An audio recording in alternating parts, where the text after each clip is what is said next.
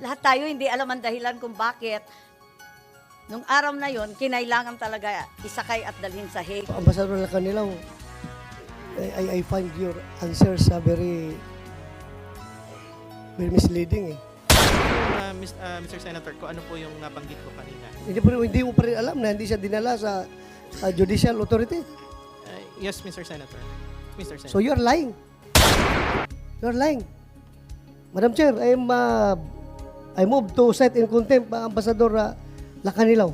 Last chance, hindi mo alam if nilabas sa Villamor si PRRD? Hindi mo alam? Hindi po, Madam Chair. Okay, there's a motion to cite you in contempt. I have to affirm. We uphold the motion to cite Ambassador Marcos Lacanilaw in contempt. Thank you, Madam Chair.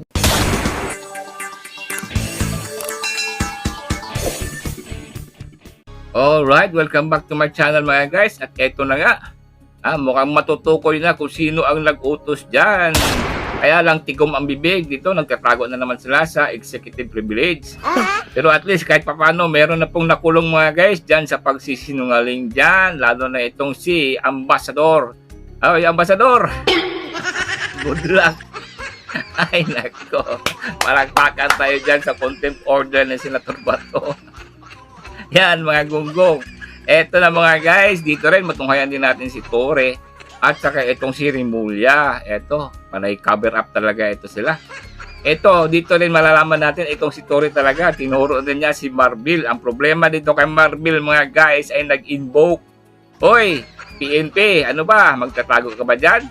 Alam naman natin na sino ang executive na opisyal ng bansa, di ba? Siyempre, walang mangyayaring ganyang arestuhan at saka dadalhin sa ibang bansa kung hindi alam at kung hindi aprobado ng Pangulo. Kaya lang ito sila talagang nagka-cover up. Tunghayan natin ito mga guys, dito makikita rin natin ang talagang pagsisinungaling nila. Itong si Rimulya, kapal talaga ng mukha nitong Secretary of Justice mga guys. Karma is coming pa rin sa iyo. Alright, panoorin ito mga guys and don't forget to subscribe dyan sa mga bago. Let's go!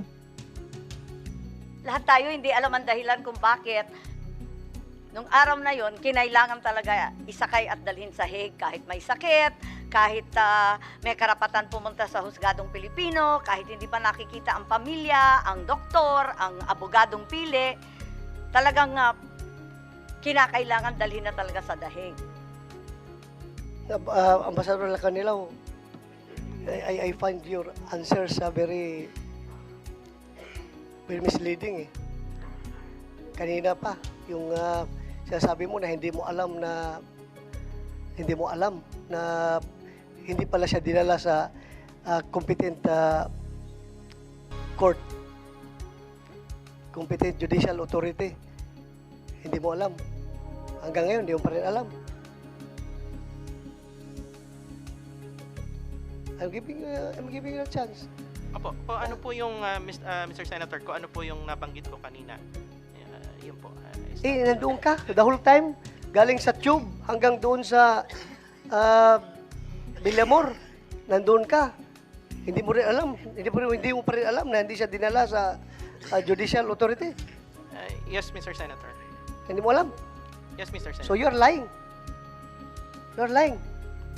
Madam Chair, I move to cite in contempt Ambassador Lacanilaw. Last chance, hindi mo alam if nilabas sa Villamor si PRRD? Hindi mo alam? Hindi po, Madam Chair. Okay, there's a motion to cite you in contempt. I have to affirm. There being no contrary motion, we uphold the motion to cite Ambassador Marcos Lacanilaw in contempt.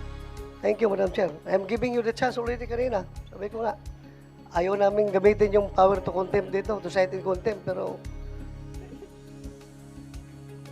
halata na nagsinungaling ka. Nasa dokumento harap-harapan na po. Mahirap naman yung ganito, konting respeto po. Ma'am, again, may I clarify again, please? Ma'am, it's an extradition form. That's why the questions are answerable by another jurisdiction, but not our jurisdiction. So it's very hard to answer something that works in a different manner.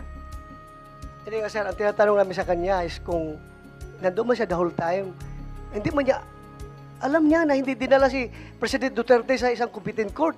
Hindi nga ho Tapos eh. sabihin niya, hindi niya alam. Kaya ho Siya nga nag-suffice. nagsabi na siya nag-oversee sa operation. Tapos hindi niya alam na kung dinala o hindi.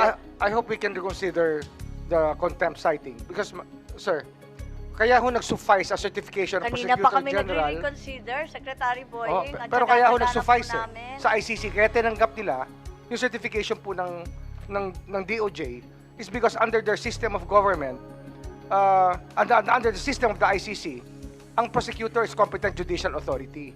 That's why it's very foreign to Ambassador Lacanilao. Hindi naman ho madaling malaman yan until ho pinaliwanag yan ni Justice Ascuna sa atin. Ay, Na hindi naman- magkaiba po talaga hindi naman ang pagtingin. Hindi naman kailangan maliwanagan national. Sabi naman national eh. Ang liwanag naman po nun. Balikan na lang natin si General Torre.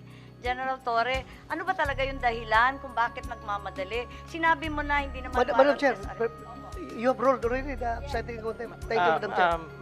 Madam Chair, if Yes, you may... the ambassador is cited in contempt. I'm sorry. Ayan, nako po, Ambassador, good luck. Parang din itong si Picoy eh. Ha? Parang si Picoy doon sa Fidelis. Si Rimulya, oh, is trying to rescue. To the rescue! Ang hero ng mga bangag itong si Rimulya. Pero, yung Pangulo nyo po, alam namin kung sino talaga ang nag-utos dyan. Alright, pakinggan pa natin ito mga guys. At saka good luck dyan kay Ambassador. Eto nga, may sakit yung tao. Ma'am, I don't have that impression na nagmamadali ako. I waited for 12 hours. I worked for 12 hours to make sure that he boards on the plane. Yung purpose namin is to bring him to the plane because that's the order. That's my order and that's my mission. So, Who gave hindi you the ako order? namang- Who gave you the order? The Chief of the Philippine National Police, sir. The Chief PNP. You are giving order to the CIDG. Who gave you that order? Sir, I'll invoke my executive privilege. Bakit executive privilege pa? Yun na, Marvel. Sabi na nga natin eh, di ba? Yan na talaga, tatago na naman sila executive privilege na yan. Naku po, PNP po kayo. Di ba mga guys? Kapal naman ang mukha ninyo. Ha? Bakit hindi pwedeng sabihin kung sino ang nag-utos dyan? Gago talaga itong si Rimulya. Naku po, kung ganito ang mga opisyal natin sa bansa, kung pwede silang mag-blind-blind. Ano yan? Blind-blind? Kayo-kayo lang? Gago itong katauhan ni Bangag. Paano naging executive privilege po?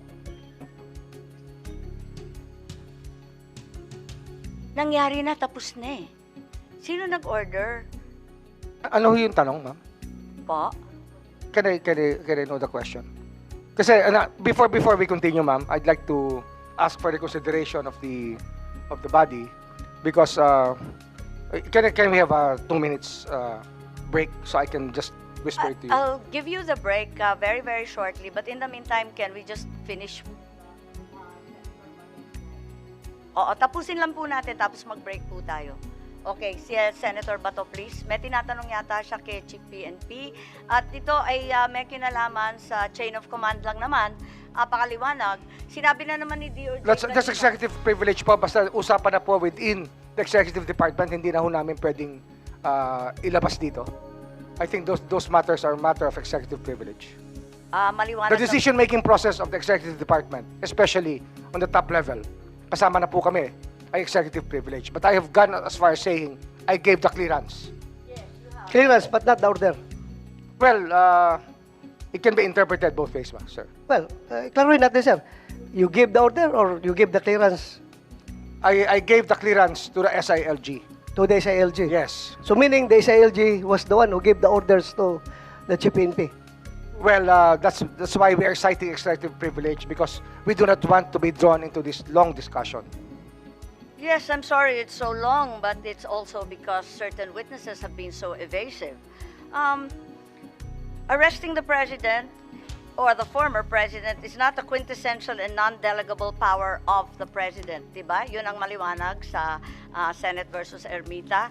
Wala namang information that's not available elsewhere. Kasi pinag-usapan na ni General Torre na nautusan siya ni Chief PNP. So, Ano yung problema sa executive privilege dito? Hindi naman kayo military o diplomatic corps, hindi naman diplomatic communications to ng Pilipinas at ICC. Wala naman kaming tinatanong sa ganon. Bakit hindi masagot yan?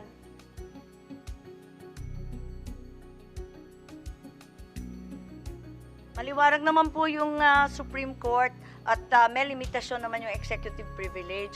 Tinatanong lang sino nag-utos, paano ba Ano ho kasi, decision-making process po ng Executive Department ay mahirap pong ilabas lahat ng nangyayari. Ito yung purpose ng executive privilege. That's the reason why this doctrine was drawn by the Supreme Court in the different cases. Kasi Yes, ano that's ito right. ang internal deliberations po ng cabinet at top level leadership ay hindi po talaga pinag-uusapan. I think that we should give it to each other. Yung caucus po na Senate, hindi po pinag-uusapan yan. I was once as chief of staff, I witnessed a caucus of the senators, but I never spoke about it my whole life because that is the way it works. In Senate Kasi kung meron po naging Secretary Remulla, in Senate versus Ermita, it's very clear that General Torre is not covered by the claim of executive privilege. Arresting a person is not a quintessential and non-delegable power of the president. It's very clear. He's not a cabinet member. He's not even the chief PNP. And it's not like this information isn't available elsewhere. Yung pagbiyahe talaga, yung pagsakay ng eroplano, dinala sa dahig. Okay lang restuin nyo. Dalhin ninyo sa competent court. Isurrender nyo sa RTC. Ipakulong ninyo dyan sa krami. Pero yung dinala, sinakay kaagad sa eroplano, very much premeditated na plano. Kaya gusto namin malaman kung sino nagbigay ng order. Yun lang naman ang gusto namin malaman ng committee na ito. Again, it's covered by executive privilege, sir. I'm sorry. Even with General Torre? Well, it will go up to our level already. General Torre and then It will go up to our level already, ma'am. These are internal deliberations which do not have to be discussed in the open. Which should not be discussed in the open at all. Remulla, ang kapal na mukha, ang sabihin mo, kayo talaga ang nagplano niyan at tapos pinaprobahan sa Pangulo ninyo. Yan malamang ang nangyari dyan at siguradong takot ka lang, Remulla, na ito pong hearing ninyo kasi magagamit po ito doon sa kaso ni Tatay Digong. Yan po ang unang argumento doon, mga guys, sa ICC. Kailangan ma-establish muna kung dumaan ba yan sa legal. Pag hindi po, talagang matuturing yang illegitimate case. Yan, alam yan ni Remulla. Kaya tikom ang bibig nito mga hinayupak. Naku po. Ganito ba ang mga opisyal na gusto ng Pilipino? Parang blind lang ang tirada ba? No? Bakit walang karapatan malaman ng taong bayan kung sino nag-utos dyan? Gago. Ang laking issue yan. Tao yan. Pilipino yan. Binigay ninyo sa mga dayuhan. Tapos bawal magtanong. Hindi pwedeng malaman kung sino nag-utos. Di ba? Malaking kagaguhan yan, Remulla. Sige lang. Yung mukha mo naman, parang magkakasakit ka na. Pareho na kayo ng Pangulo mo. Magkakarma na kayo. Ay, naku po. At ito pambalita kanina mga guys. Si Claire Castro, ang yabang. Talagang napikon siya sa reporter. Sinabihan talaga niya yung reporter, wala daw karapatan maghingi ng hair follicle drug test dyan kay Pangulo. Hoy, gonggong na talagang attack dog. Talagang pinanindigan niya mga guys ang kanyang pagiging Doberman. Talagang walang kwentang tao ito eh. Tatanungin mo, ibabalik sa'yo, magtatanong din siya. Gago talaga. Pati si Mimi. Ay, ano nang nangyari sa Pilipinas mga guys? Alright, hanggang dito lang tayo. Don't forget to subscribe dyan and hit that notification bell and share some. Alright, thank you for watching. God bless you all.